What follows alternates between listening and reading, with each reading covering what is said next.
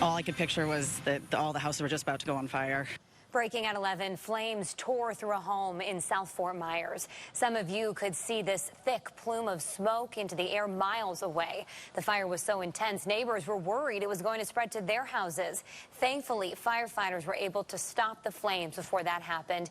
Thanks for watching NBC2. I'm Kyla Gale. And I'm Peter Bush. This was not an easy firefight. NBC2's Gage Goulding is live on Will-Lou Lane, just off US 41, south of 6 Mile Cypress, with a look at everything crews had to deal with. Yeah, Peter, Kyla, I want you to picture this, and this might be hard to picture, but firefighters, as they were pulling out of the fire station today, say they just pulled out of the bay and they saw that thick black column of smoke rising from this house.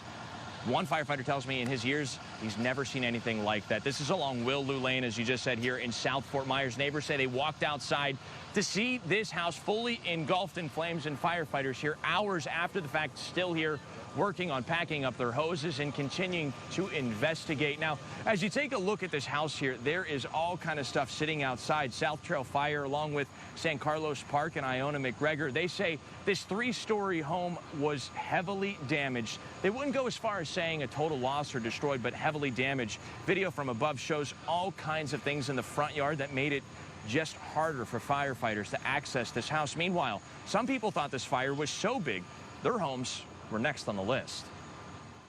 So I was in my house and I was walking by the night, and all of a sudden I just saw big billows of smoke, and I was like, oh my gosh. I'm screaming for my mom and for her, and I was like, we gotta go. She was telling me that the yard was on fire.